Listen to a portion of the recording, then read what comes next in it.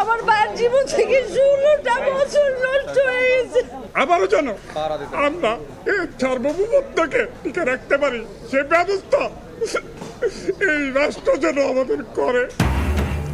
দীর্ঘ 16 বছর অপেক্ষার অবসান। পিলখানা হত্যায় বিস্ফোরক মামলায় 200-র বেশি বিডিআর জওয়ানের জামিন, স্বজনের স্বস্তি।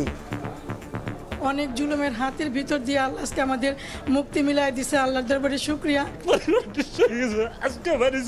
তো বিগত 16 বছর ধরে আমি আমার বাবাকে আমার কাছে পাই নাই, আমার বাবা থেকেও আমার কাছে না থাকা। আজকে যে জামিন হয়েছে আমার পরিবার থেকে সবাই আনন্দিত। 2-1 দিনের মধ্যে মুক্তি পাবেন জামিন পাওয়া আসামিরা। সাজা ভোগ করাদের বিষয়ে পর্যায়ক্রমে বিবেচনা করবেন আদালত।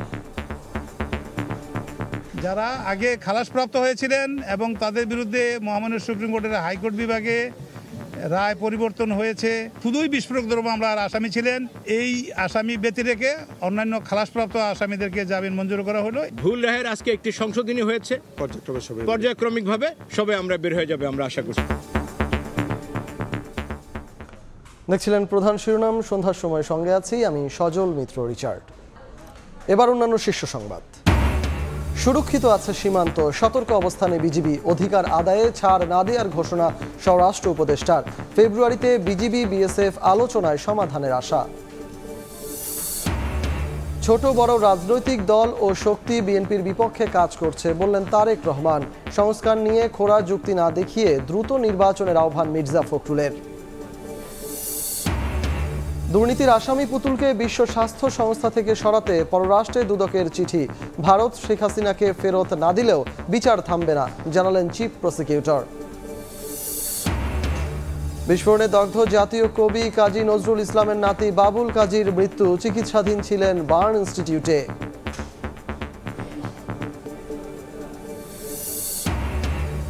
এবং 15 মাস ইসরায়েলি হত্যাযজ্ঞের পর গাজায় যুদ্ধবিরতি কার্যকর। হামাস 3 জিম্মির নাম দেওয়ার পর সিদ্ধান্ত জানালো তেল আবিব। ঘরে ফেরার অপেক্ষায় ফিলিস্তিনিরা।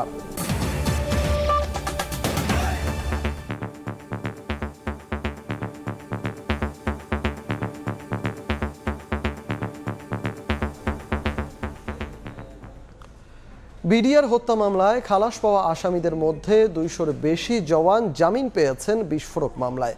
ঢাকার বিশেষ ট্রাইব্যুনাল 2-এর বিচারক ইব্রাহিম মিয়া এ আদেশ দেন। এতে করে তাদের কারা মুক্তিতে বাধা রইল না। আসামি পক্ষের আইনজীবীরা বলছেন, নিম্ন আদালতে খালাস পাওয়া আসামিদের জামিন হলেও সাজা ভোগ করা আসামিদের জামিনের বিষয়ে পর্যায়ক্রমে বিবেচনা করবেন আদালত।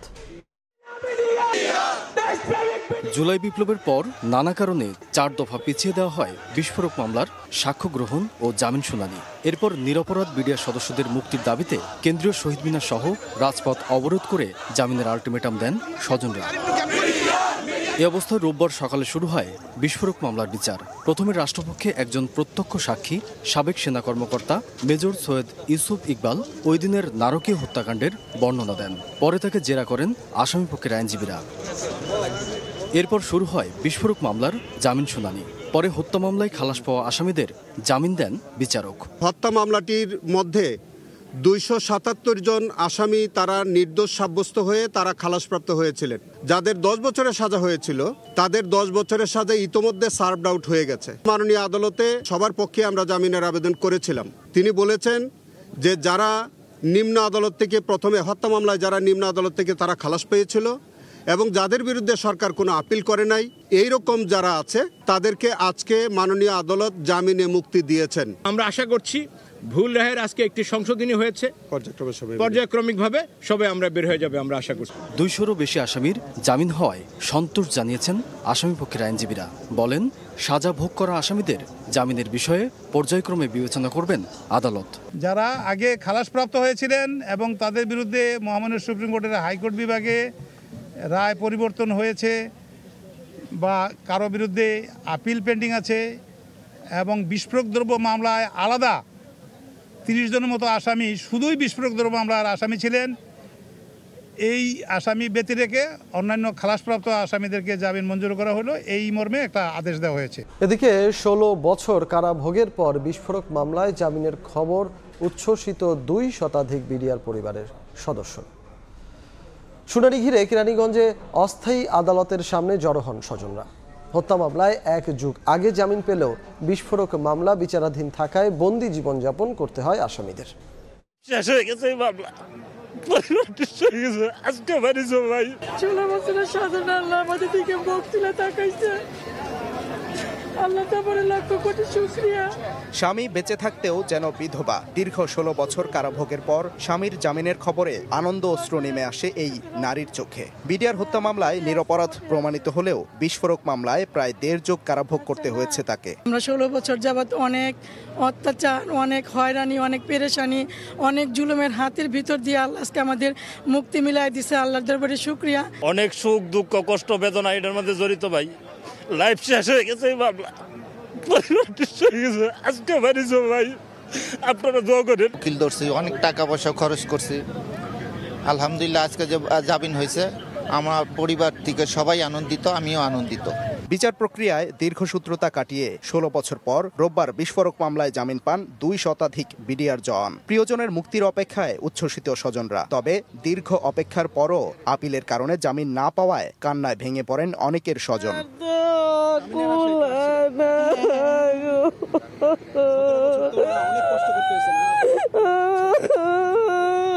বিডিআরের একজন নিরস্ত্র ঝাড়ুদার কিভাবে বিস্ফোরক মামলায় আসামি হন, এমন প্রশ্ন তুলে বিস্ফোরক মামলার যৌক্তিকতা নিয়ে প্রশ্ন তোলেন এক আসামির স্ত্রী। একটা ঝাড়ুদার কিভাবে আসামি হতে পারে? তাদের একটা অস্ত্র ইস্যু নেই, তাদের একটা পোশাক ইস্যু নেই। 16 বছর ধরে যে আসামি হয়ে জেলখানাতে আছে, এর কারণটাই তো আমি জানি না। আমার বাবা যখন জেলখানায় যায় তখন আমি খুব ছোট, তো বিগত 16 বছর ধরে আমি আমার বাবাকে আমার কাছে পাই নাই। আমার বাবা থেকেও আমার কাছে না থাকা। 2009 সালে বিডিআর হত্যাকাণ্ডের ঘটনায় করা হত্যা মামলায় 2013 সালে 277 জন নির্দোষ প্রমাণিত হয়ে খালাস পেলেও মুক্তি মেলেনি। দীর্ঘ 16 বছর কারাভোগের পর অবশেষে বিস্ফোরক মামলায় জামিনের মধ্য দিয়ে মুক্তি পেলেন প্রায় 2 শতাধিক বিডিআর সদস্য। আর এমনভাবে কেউ যেন বিচার প্রক্রিয়ার দীর্ঘসূত্রতায় বিনা বিচারে কারাভোগ করতে না হয়, এমনটাই প্রত্যাশা তাদের পরিবারের স্বজনদের। সাদিকুর রহমান, সময় সংবাদ, ঢাকা। সীমান্তে অধিকার প্রশ্নে ছাড় না দেওয়ার ঘোষণা দিয়েছেন স্বরাষ্ট্র উপদেষ্টা। রাজধানীতে এক অনুষ্ঠানে চাঁপাইনবাবগঞ্জে সীমান্ত পরিস্থিতি নিয়ে তিনি বলেন, সীমান্ত সুরক্ষিত আছে, সতর্ক অবস্থানে রয়েছে বিজিবি। যেটুকু সমস্যা আছে তা নিয়ে আগামী ফেব্রুয়ারিতে বিজিবি বিএসএফ উচ্চ পর্যায়ের আলোচনায় সমাধান হবে বলেও আশা প্রকাশ করেন উপদেষ্টা। অনেক সময় হচ্ছে যে ওরা হয়তো একটু সেদিক করলেও আমরা ওইরকম কোনো সময় প্রতিবাদ করি নাই, বাট এখন আমরা আমাদের যতটুকু অধিকার আমরা ওই অধিকারটা চাচ্ছি। আমাদের যেটা আইন মতো যেটুকু আমাদের পাওনা আমরা ওটুকু চাচ্ছি। আগে হয়তো 2-1টা জায়গায় একটু ছাড় দেওয়া হয়েছে, এখন ওই ছাড় দেওয়াটা হচ্ছে না, দেখি একটু সমস্যা হচ্ছে। তো এটা মেজর কোনো কিছু না, এটা নিয়ে ওই বিএসএফ এবং বিজিবির ভিতর আলোচনার মাধ্যমে এটা একটা সমাধান হয়ে গেছে।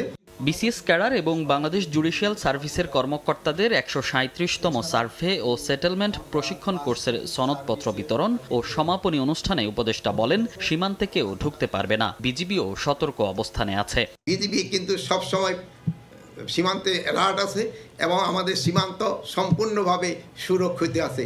এই সীমান্ত এই সাইডে কেউ কোনো দিনে আসতে পারবে না। আমরা যতদিন বেঁচে থাকি আমাদের রক্ত ঝরবে, কিন্তু সীমান্ত সুরক্ষা থাকবে। আগামী ফেব্রুয়ারিতে মহাপরিচালক পর্যায়ের বৈঠকে সীমান্ত সংক্রান্ত সমস্যা সমাধানের আশাও ব্যক্ত করেন স্বরাষ্ট্র উপদেষ্টা। বাট এই সময়টা খুবই সাময়িক। মনির হোসাইন, সময় সংবাদ, ঢাকা।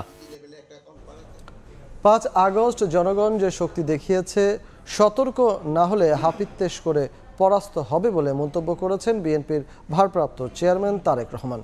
অনুপ্রবেশকারীদের বিষয়ে সাবধান করে তিনি বলেন, ছোট বড় কিছু রাজনৈতিক দল ও শক্তি বিএনপির বিপক্ষে কাজ করছে, তাই নেতাকর্মীদের সতর্ক থাকতে হবে। এদিকে বিএনপি নেতারা বলেছেন, সংস্কার খেলা না করে দ্রুত নির্বাচন দিতে হবে। শেখ হাসিনার পতনের দিনে ভোট হলে আরও ভালো।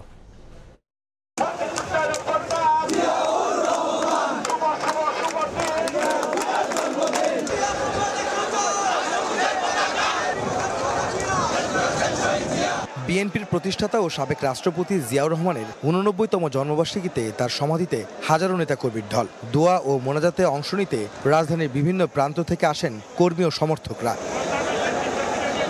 রোববার সকালে শীর্ষ নেতাদের সঙ্গে নিয়ে দলের প্রতিষ্ঠাতার সমাধিতে শ্রদ্ধা নিবেদন শেষে সংবাদ মাধ্যমের সঙ্গে কথা বলেন বিএনপি মহাসচিব। বলেন, ভোটের পর সংস্কার কাজ এগিয়ে নিতে পারবে নির্বাচিত সরকার। সংস্কার এবং নির্বাচনের মধ্যে কোনো বিরোধ নেই, সংস্কারও চলবে, নির্বাচন হবে এবং যে সরকার আসবে, যে দল সরকারে আসবে তারা সেই সংস্কারগুলোকে এগিয়ে নিয়ে যাবে। আমরা আমাদের দলের পক্ষ থেকে আমরা পরিষ্কার করে বলতে পারি যে আমরা প্রতিটি সংস্কারকে এগিয়ে নিয়ে যাব।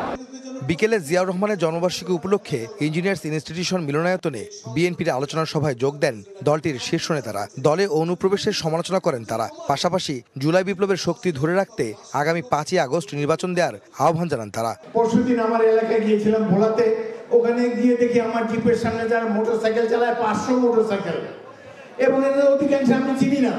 40 বছর রাজনীতি করি, আমার সঙ্গীকে জিজ্ঞেস করলাম ভাই এরা কারা, এদেরকে তো কখন দেখি নাই। বলে এগুলো সব আগে আওয়ামী লীগ করতো, এখন এসে আমাদের গাড়ি বহরে সামিল হয়ে গিয়েছে। দূরে রাখুন তাদেরকে।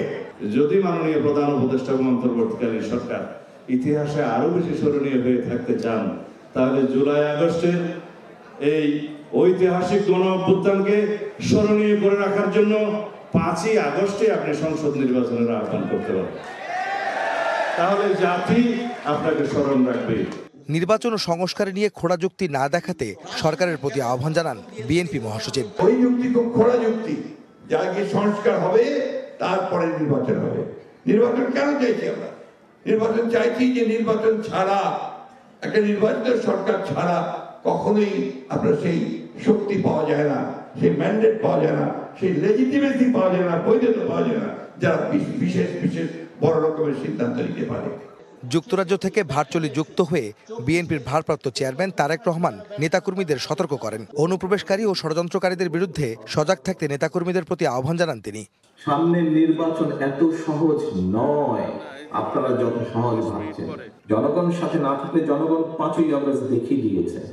কাজে আমরা যদি ভুল করি, জনগণ আবার কোনো একটা কিছু দেখিয়ে দিবে, তখন কিন্তু পস্তাতে হবে। তারা বিভিন্নভাবে আমাদের বিপক্ষে, ওই মোটরসাইকেল আমাদের কিছু কাজ কামের কারণে তার সাথে আমাদের নেতাকর্মীদেরকে যুক্ত করে কিছু কিছু কথা বলার চেষ্টা করছে। আমাদেরকে সতর্ক ও সচেতন হতে হবে সহকর্মীবৃন্দ। নির্বাচন ছাড়া রাজনৈতিক ও অর্থনৈতিক সংকট মোকাবেলা করা সম্ভব নয় বলেও দাবি করেন বিএনপি নেতারা। আহমেদ সালেহীন, সময় সংবাদ, ঢাকা। সন্ধ্যার সময় আরও থাকছে। আদিবাসী ছাত্র জনতার উপর হামলায় জড়িতদের গ্রেফতার দাবিতে বিক্ষুব্ধ নাগরিক সমাজের সমাবেশ। 3 দফা নিয়ে ডিএমপি কমিশনারের সঙ্গে সাক্ষাৎ। দুর্নীতি মামলার আসামি শেখ হাসিনা কন্যা সাইমা ওয়াজেদ পুতুলের বিশ্ব স্বাস্থ্য সংস্থার পদে থাকার যৌক্তিকতা নিয়ে প্রশ্ন তুলেছে দুদক। এ বিষয়ে প্রয়োজনীয় ব্যবস্থা নিতে পররাষ্ট্র মন্ত্রণালয়ে চিঠি দিয়েছে সংস্থাটি। এদিন সাবেক কৃষিমন্ত্রী আব্দুস শহীদ ও সাবেক মন্ত্রী পরিষদ সচিব কবির বিন আনোয়ারের বিরুদ্ধে অবৈধ সম্পদ অর্জনের অভিযোগে মামলা করেছে দুদক। সম্প্রতি পূর্বাচল নতুন শহর প্রকল্পে অবৈধভাবে রাজুকের 10 কাঠা প্লট জালিয়াতির ঘটনায় সাইমা ওয়াজেদ পুতুলকে আসামি করে মামলা করে দুদক। হুকুমের আসামি করা হয় তার মা শেখ হাসিনাকে।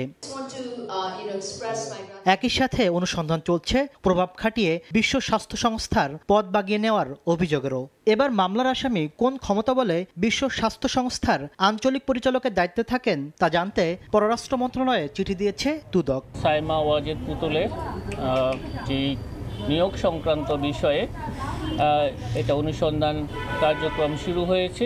অভিযোগ প্রমাণে সহায়ক যে সমস্ত দালিলিক প্রমাণাদি প্রয়োজন সেই সংক্রান্ত তথ্যাদির জন্য তারা তাদের কার্যক্রম করবেন। যেখানে যেখানে থেকে তথ্যাদি পাওয়া যাবে সেই সব দপ্তরে পত্র যোগাযোগ করবেন, ঘটনাস্থল পরিদর্শন করবেন। অভিযোগ প্রমাণে সহায়ক যারা থাকবেন তাদের সকলকে তাদের বক্তব্য গ্রহণ করা হবে। এদিন আওয়ামী লীগ সরকারের সময় প্রভাবশালী আমলা ও সাবেক মন্ত্রী পরিষদ সচিব কবির বিন আনোয়ার ও তার স্ত্রীর বিরুদ্ধে মামলা করেছে দুদক। তাদের বিরুদ্ধে 23 কোটি টাকার অস্বাভাবিক লেনদেনের অভিযোগ আনা হয়েছে। সরকারি কর্মচারী হিসাবে বিবিধ দুর্নীতি ও ক্ষমতার অপব্যবহারের মাধ্যমে অপরাধলব্ধ অবৈধ অর্থ হস্তান্তর, স্থানান্তর এবং রূপান্তর করার অপরাধ প্রাথমিকভাবে প্রমাণিত হয় তার বিরুদ্ধে আজ একটি মামলা রুজু হয়েছে।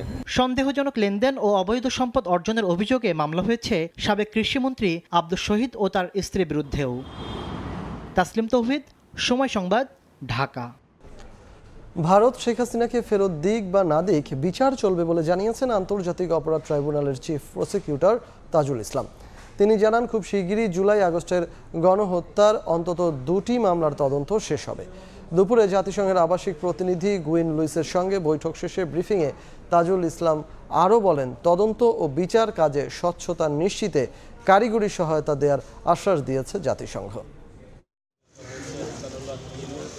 জুলাই আগস্ট হত্যা, গণহত্যা, মানবতাবিরোধী অপরাধের মামলায় আওয়ামী লীগের 131 জনেরও বেশি মন্ত্রী, এমপি, নেতা কারাগারে রয়েছেন। বন্দী আছেন সাবেক পুলিশ মহাপরিদর্শক আব্দুল আল মামুন সহ আইন শৃঙ্খলা রক্ষা বাহিনীর 1 ডজনেরও বেশি সদস্য। বিচার নিশ্চিতে জোরে সোরে চলছে তদন্ত কাজ।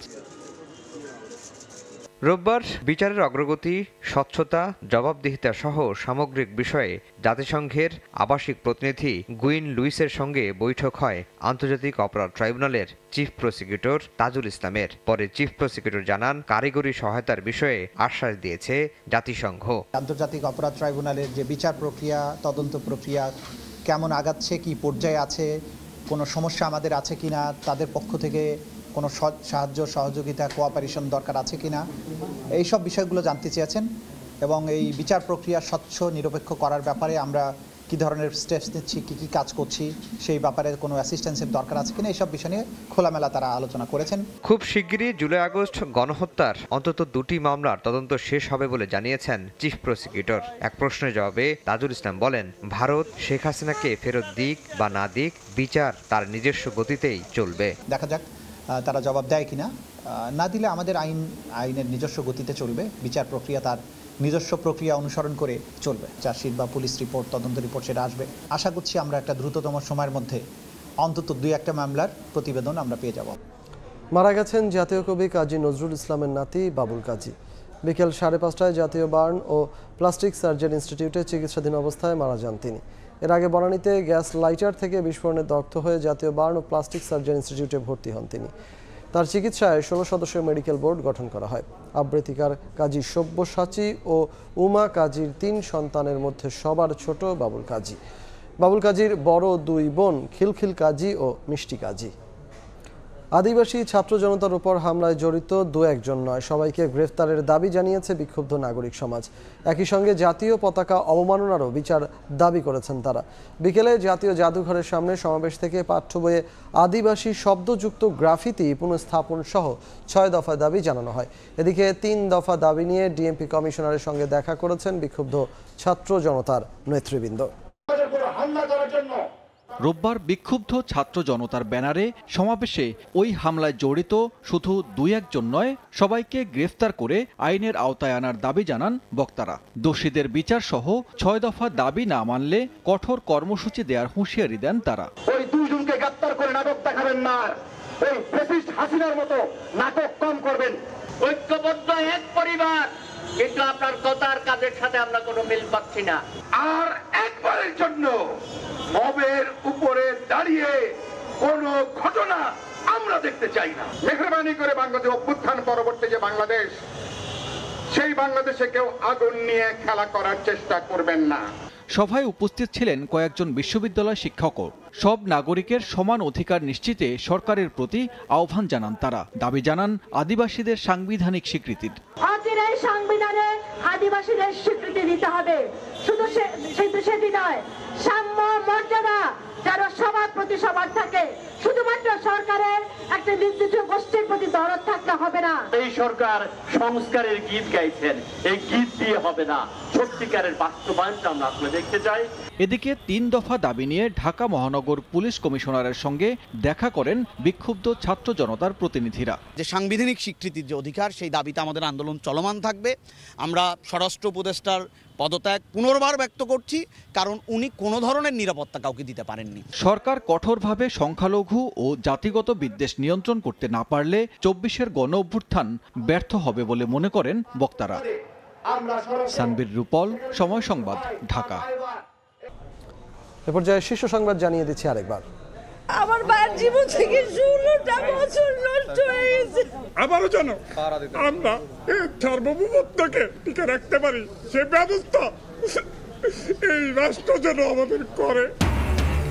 16 বছর অপেক্ষার অবসান। পিলখানা হত্যায় বিস্ফোরক মামলায় 200-র বেশি বিডিআর জওয়ানের জামিন। 2-1 দিনের মধ্যে মিলবে মুক্তি। সাজা ভোগ করাদের বিষয়ে সিদ্ধান্ত পরে। বিএনপির বিপক্ষে তৎপর ছোট বড় রাজনৈতিক দল ও শক্তি, বললেন তারেক রহমান। সংস্কার নিয়ে খোঁড়া যুক্তি না দেখিয়ে দ্রুত ভোট দেওয়ার আহ্বান মির্জা ফখরুলের। এবং সুরক্ষিত আছে সীমান্ত, সতর্ক অবস্থানে বিজিবি, অধিকার আদায়ে ছাড় না দেওয়ার ঘোষণা স্বরাষ্ট্র উপদেষ্টার। ফেব্রুয়ারিতে বিজিবি বিএসএফ আলোচনায় সমাধানের আশা।